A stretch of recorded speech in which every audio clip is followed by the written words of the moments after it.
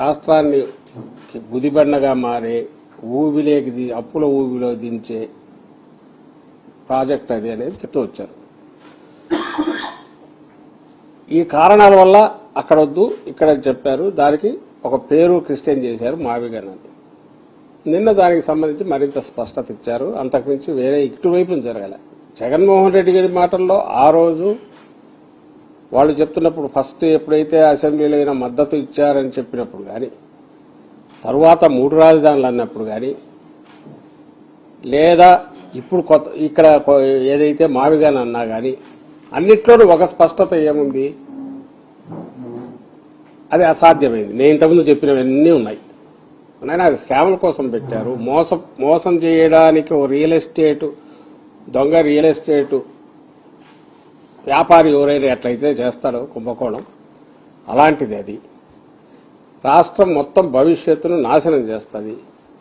అందుకు వద్దు. వాళ్ళ కన్వీనియన్స్ ను బట్టి, రాజకీయ కన్వీనియన్స్ కావచ్చు, లేదా చంద్రబాబు గారి మాటల్లో అయితే ఇప్పుడు దోచుకోవడానికి మరింత విస్తృతం చేసుకోవడానికి అవసరమైన ఏర్పాటు కావచ్చు.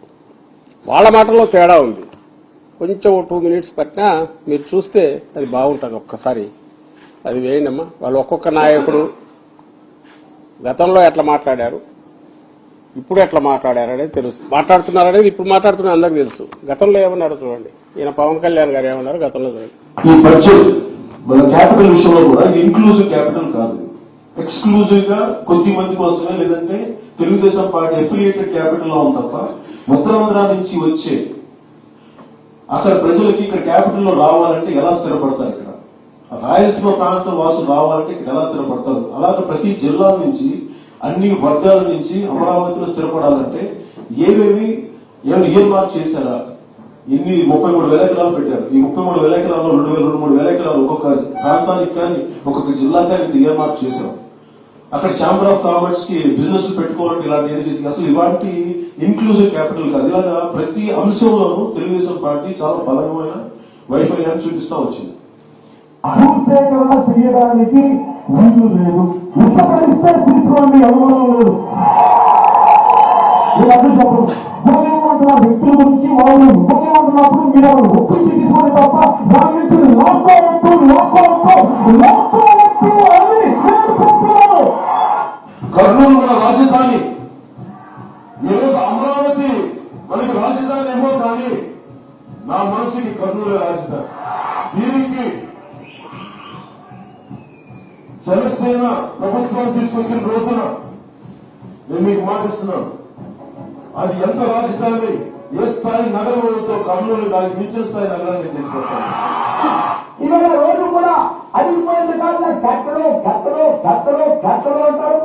భారతదేశంలో అమెరికన్ రాష్ట్రాలు కట్టలు లేకుండా ఎక్కడ ఉన్న ప్రపంచ దేశాల్లో ఆయన సోము వీర్రాజు గారు బీజేపీ. డెవలప్ అయినటువంటి చైనా, దాని రాజధాని బీజింగ్, దాన్ని చాంగ్లైన్ డెవలప్ చేశారు. ఎయిర్పోర్ట్ కట్టారు, పోర్టుని కట్టారు. ఇవాళ విశాఖపట్నం అభివృద్ధి చేయాలి. ఎయిర్పోర్ట్ ఉంది, పోర్ట్ ఉంది, అనేకమైన పోర్టులు కట్టాలి. ప్రతిరోజు ఒక్క పోర్టు కట్టలేదే. మీరు అధికారంలోకి వచ్చిన తర్వాత 1500 పోర్టు ఇస్తే మా శాసన మండలి సభ్యులకి యూనియన్స్ వెళ్ళడానికి టాయిలెట్ లేకుండా చేశారు. 1500 పోర్టు ఇస్తే ఏంటండి మీరు పెట్టుకునే డబ్బా బాజా మీరు చూపిస్తున్నామని పెట్టేసుకోవడం కదా ఆ రోజుల్లో. దానికి అర్థం లేదా? దానికి ఒక అర్థం లేదా అని అడుగుతున్నాను నేను. అమరావతి ఉచిత అమరావతిగా మిగలనుందా? దీనిపైన ఇంకా స్పష్టత రావాల్సి ఉంది. ఎక్స్పర్ట్ కమిటీ రికమెండేషన్ చేసిందన్నారు. ఇటువంటి ఎక్స్పర్ట్ కమిటీని కేంద్ర ప్రభుత్వమే 2014లో నియమించింది. శివరామకృష్ణన్ కమిటీ ఈ రిపోర్ట్ మీకు నివేదికనివ్వటం, ఇది దాదాపుగా 188 పేజీల నివేదిక.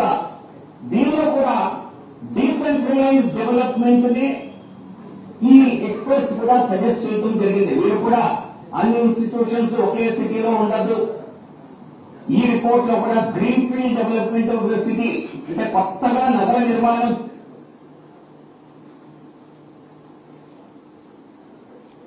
ఉన్నటువంటి పరిస్థితుల్లో ఇవాళ పరిపాలన ఎక్కడ ఉంటుంది, రాజధాని ఎక్కడ ఉంటుంది అనేటువంటి అంశానికి వస్తే ముందు ఆ విషయం గురించి మనం పక్కన పెట్టినా కూడా ఇంతకు ముందు అధికారంలో ఉన్నటువంటి ప్రభుత్వం వారి ముందు ఉన్నటువంటి 5 ఏళ్ల కాలాన్ని కూడా కేవలం గ్రాఫిక్స్ కి బొమ్మల వరకు పరిమితం చేస్తూ ఏమాత్రం కూడా అక్కడ అంటే కేంద్ర ప్రభుత్వం 2,500 కోట్లు ఇచ్చినా కూడా స్వయంగా అప్పటి ముఖ్యమంత్రి చంద్రబాబు నాయుడు గారు అసెంబ్లీలో ఇది ఒక టెంపరీ రాజధాని టెంపరీ కట్టుబడి అని చెప్పి ఆనాడు వారు చెప్పడం ఇదంతా ప్రజలకు తెలుసు.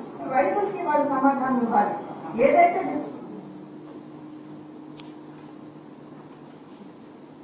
చంద్రబాబు గారు లేదా చంద్రబాబు గారు